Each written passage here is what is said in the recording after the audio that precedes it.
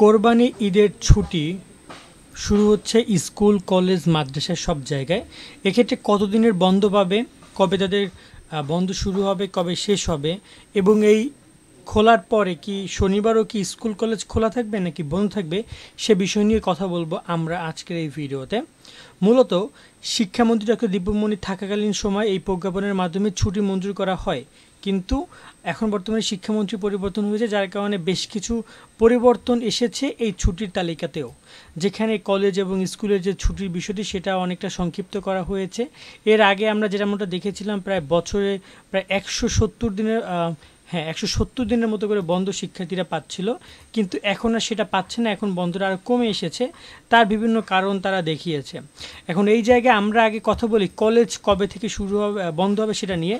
College বন্ধের বিষয়টা আমরা এখানে আসলে দেখতে পারি যে এটা হচ্ছে, অবশ্যই দেখতে পাচ্ছেন যে 2024-এর যে তালিকা, ঠিক আছে, 2024 সালের ছুটির তালিকা সরকারি এবং বেসরকারি কলেজসমূহ।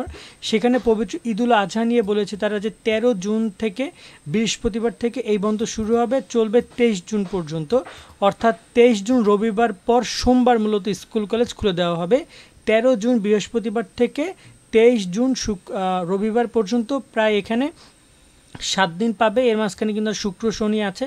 সোমবার হয়তো বা 10 থেকে 11 দিনের মতো শিক্ষার্থীরা বন্ধ পাবে 13 জুন থেকে 23 জুন। তো এই পর্যন্ত বন্ধ শিক্ষার্থীদের মাঝে প্রদান করবে শুধু কলেজে, কিন্তু স্কুলের বন্ধ কিন্তু তা না। স্কুলের বন্ধ একটু বেশি। আমি স্কুলের বন্ধের যে বিষয়টি সেটা যদি দেখি, এটা হচ্ছে 2024 সালের সরকারি এবং বেসরকারি মাধ্যমিক বা নিম্ন মাধ্যমিক স্কুলের যে ছুটির বিষয়টি সেটা।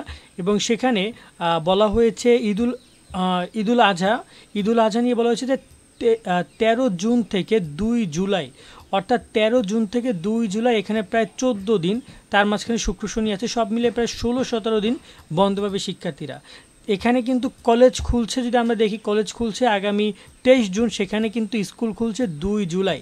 13 জুন থেকে 2 জুলাই পর্যন্ত স্কুল, কলেজ বন্ধ থাকবে, এমনটাই সিদ্ধান্ত এসেছে। এবং এভাবেই হবে, 2 জুলাই বন্ধ থাকবে, 3 জুলাই বুধবার স্কুল, কলেজ খুলে দেওয়া হবে।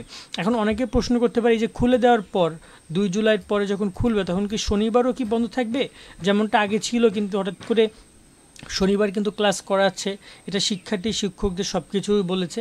তো এই জায়গায় আমি একটা কথা বলি, শিক্ষামন্ত্রীর সর্বশেষ সংবাদ সম্মেলন এবং তিনি যে স্টেটমেন্ট দিয়েছে সেখানে তিনি একটা ব্যাপার বলেছে যে বিভিন্ন জায়গায় বন্যা হয়েছে, ঘূর্ণিঝড় হয়েছে, যার কারণে অনেকদিন স্কুল, কলেজ বন্ধ ছিল, যার কারণে তারা মূলত আর স্কুল, কলেজ এখানে করতে পারছে না। যদি সহজ করে যদি বলি, তারা বন্ধ বেশি রাখবে না। এমনও যে হতে পারে যে কোরবানির পরে স্কুল, কলেজ খোলাও থাকতে পারে শনিবার। তবে এ ব্যাপারটা নিয়ে সিদ্ধান্ত গ্রহণ করা হবে ওই সময়, এই মুহূর্তে আগে বলা যাবে না। তবে একটা ইনফরমেশন আমি সবাইকে একটু দিতে চাচ্ছি, সেটা হচ্ছে যে এইচএসসি পরীক্ষা চলাকালীন মাধ্যমিকের ক্লাস চলবে।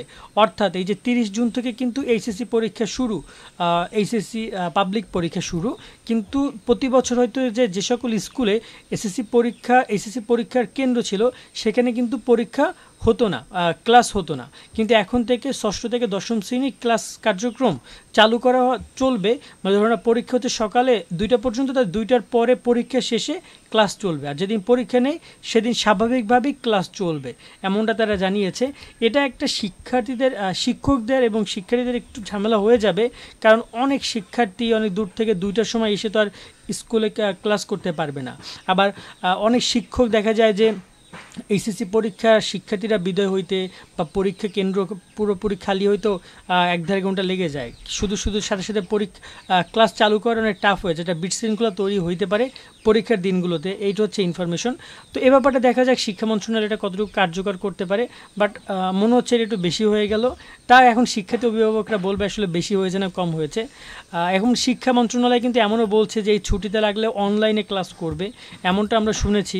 যেহেতু 17 দিন বন্ধ পাচ্ছে, বিভিন্ন জায়গায় শুনেছি অনলাইনে ক্লাস করার জন্য তারা চাপ প্রয়োগ করছে যে এতগুলো বন্ধ, যদি পাঠ্যক্রম শেষ না হয় তাহলে অনলাইনে ক্লাস করাতে হবে শিক্ষার্থীদের।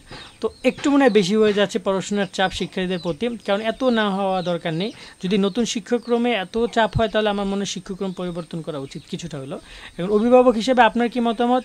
আমার অভিভাবক হিসেবে আমি কথাটা বললাম, তবে আপনার শিক্ষার্থী বা অভিভাবক হিসেবে আপনাদের কি মতামত সেটা কমেন্টের মাধ্যমে জানাতে পারেন। সকলে অনেক অনেক ভালো থাকবেন। ছুটির বিষয়টা এইটুকুই। আল্লাহ হাফেজ।